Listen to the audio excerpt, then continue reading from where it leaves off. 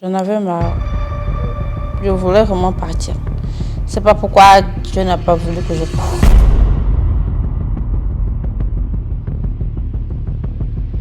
Les gens minimisaient ma douleur. Quand je parlais, ils disent mais ne dis pas ça, arrête, c'est comment? Mais tais-toi, tu n'as rien vécu.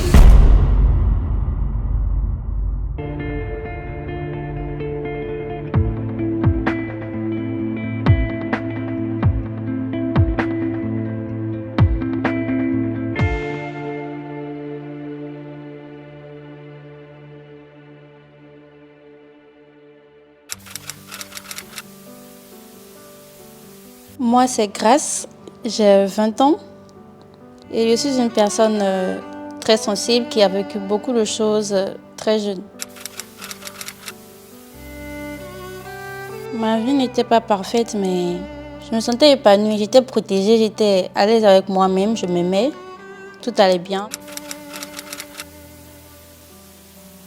Déjà, quand mes parents se sont séparés, ils ont se séparer et je divaguais un peu entre ma mère et mon père. C'était difficile, je devais choisir, on dirait, parce qu'entre deux, j'avais la haine. C'était difficile et après, ma mère est partie, elle a voyagé. J'étais très seule, ma mère me manquait. J'étais habituée à ma mère, pas à mon père. Mon père, lui, non.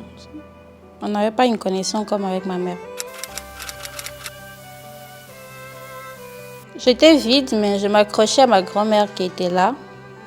Elle était comme une deuxième mère pour moi. Mais elle aussi, elle voyageait beaucoup, elle revenait pratiquement une fois par an. Donc, pour ne pas me sentir seule, je me divaguais entre copines. Je sortais tout le temps. Je me rapprochais plus de mes amis pour ne pas être seule. Oui. C'est vrai que je me raccrochais à mes amis, mais pour elle, c'était... Toi, tu n'as rien vécu, tu as quel âge même? Moi, j'ai vécu plus que ça. J'ai vécu pire. Toi, tu n'as rien vécu, donc c'était mieux, je me calmais, je reste dans mon coin. Mais ça a commencé à me détruire mentalement. Je n'avais plus à dormir, j'étais tout le temps nostalgique, je pleurais tout le temps. Ça n'allait pas. Oui, après, ma grand-mère, elle est partie, il y a 3 ans. Et avant ça, j'avais un enfant. Et lui aussi, il est parti il y a 1 an. Le départ de ma mère, la mort de ma grand-mère et la mort de mon fils.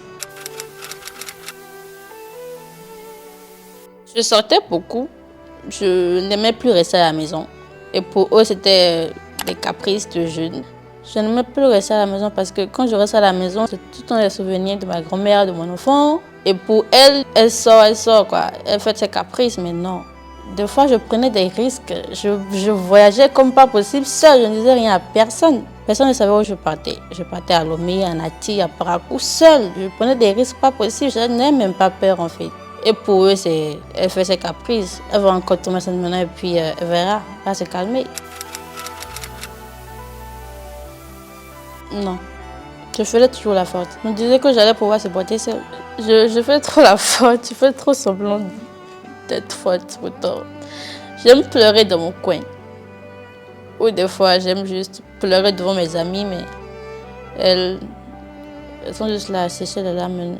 Elles n'ont pas de conseils adéquats. Ma première tentative, c'était à cause d'un problème qu'il y avait à la maison. Et je voulais disparaître. Et je n'ai pensé qu'à ça. Me retrouver à l'hôpital ou bien me trouver morte. Je voulais juste disparaître. Je ne voulais pas clairement mourir en ce temps-là, mais je voulais disparaître. J'ai bu plein de substances. J'ai pris un couteau, j'ai voulu me tailler les veines. Et là, mon frère est venu et il a commencé à crier. Il a appelé ma grand-mère. Ma grand-mère est venue. Il m'a grave insultée. La deuxième, j'étais sixième. J'ai commencé à penser à mon enfant. J'ai commencé à pleurer. J'ai allumé un son dans mes écouteurs. Et un truc m'a dit de sauter.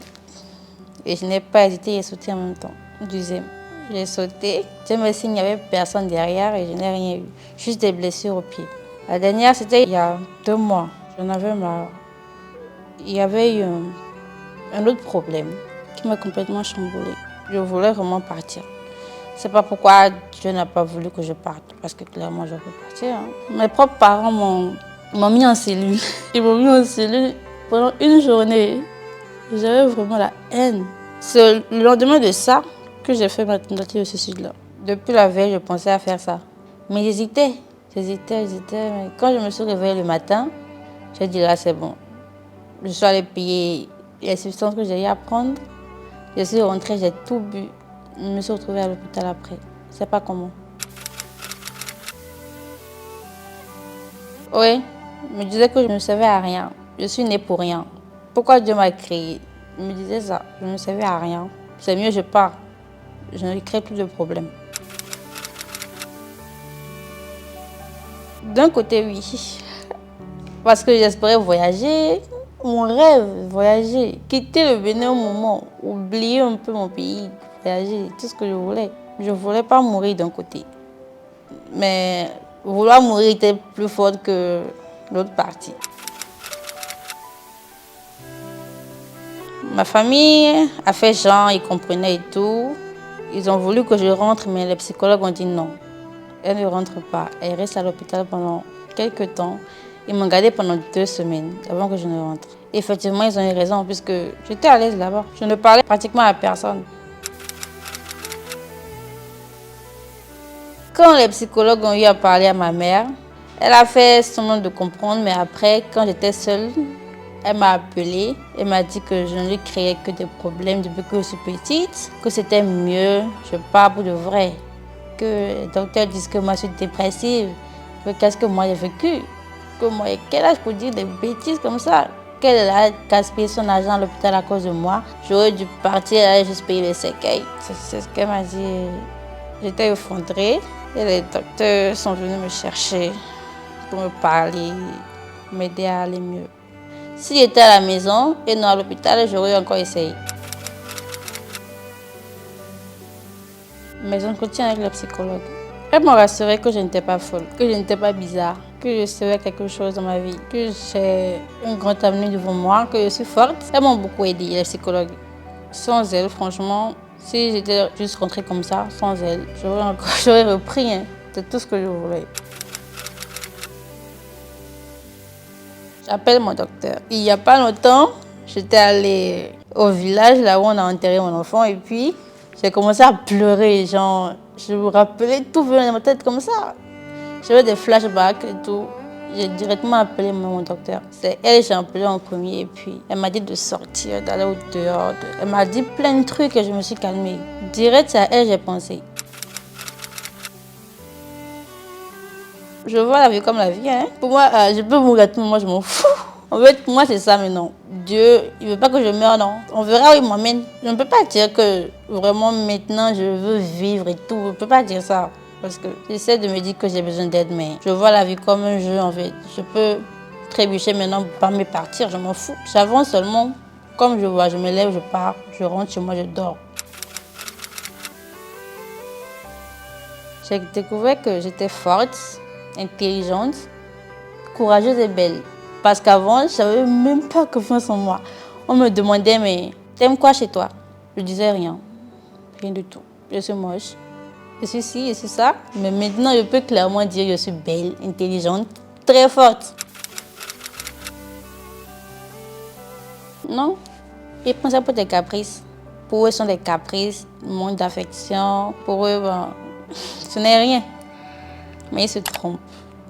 Les gens minimisaient ma douleur. Quand je parlais, ils disent, mais ne dis pas ça, arrête, c'est comment? Mais tais-toi, tu n'as rien vécu. Moi, j'ai vécu pire, hein. Moi j'ai eu ça, j'ai eu ci, j'ai eu ci. Mais hey, je parle de moi là, je parle de toi. Au moins écoute-moi, tais-toi. Mais non, toi tais-toi, tu n'as rien vécu, tais-toi. Oui. Quand j'avais accouché, mon docteur avait dit à mes parents de m'emmener en psychiatrie parce qu'ils avaient eu à parler avec moi, je n'allais pas bien et tout, mais ils ont minimisé ça. Et tout le temps, quand je fais des caprices, ma tante me disait, toi, tu dois aller en psychiatrie, tu es folle, tu es bizarre. Tout le temps, ils faisaient allusion à ça, mais ils ne prenaient pas ça au sérieux. Pour eux, c'est de la blague en fait. Essaie de parler à un psychologue, ne parle à personne d'autre, juste à un psychologue. Personne ne pourra comprendre ce que tu vis en fait, à part un spécialiste, bien, à part toi-même devant un miroir, personne. Parle à un psychologue, à personne d'autre. C'est mieux, même pas à ta famille. Écoutez juste sans juger. Des fois, reste juste là, écoute, tais-toi. Fais juste un câlin, dis je te comprends. Ne parle pas beaucoup, ne juge pas, écoute juste. Les 10 premiers jours, je fais la sensibilité thérapeutique où on me confrontait à un miroir, me demandait de me dire à moi-même que j'étais belle, que j'étais forte. Mais je disais, mais non, je ne suis pas tout ça. Je ne m'aime pas. Et je sortais de la salle. Et à cause de ça, ils m'ont gardé encore 10 autres jours à cause de ça. Parce que je n'arrivais pas à m'assumer, à me décrire, à me donner de bonnes qualités en fait. Il n'y avait que du négatif en moi. Mais après, il y a eu des séances avec les docteurs, mes parents. C'était bien. J'ai commencé à prendre soin de moi. Parce que je me négligeais avant aussi. Ils me disaient, mais vas-y, lève-toi. Sois belle, sois souriante. Et j'ai commencé à me maquiller, à sortir. Eux m'étaient impressionnés. Voilà, c'est ça que je voulais. C'est ça que je voulais. Et j'ai commencé à m'aimer. Et maintenant, je me trouve très belle. N'aie pas peur. Ta maman t'aime beaucoup. N'aie pas peur d'elle. Parce que si j'avais fait ça, j'aurais évité plein de trucs. J'avais peur de ma mère, de sa réaction par rapport à quelques trucs. J'ai tout gardé en moi. Et aujourd'hui, je regrette parce qu'elle me dit maintenant, si tu m'avais dit ci, ça, tu n'aurais pas eu ci, ça. Mais moi, j'avais peur d'elle en fait. J'avais peur de sa réaction. J'avais peur de la décevoir. Parle à ta maman. N'aie pas peur d'elle. Vous n'êtes pas seul. Vous n'êtes pas fou, vous n'êtes pas bizarre. Vous êtes juste des humains. Et il y a forcément quelqu'un qui vous comprendra, qui saura vous écouter sans vous juger.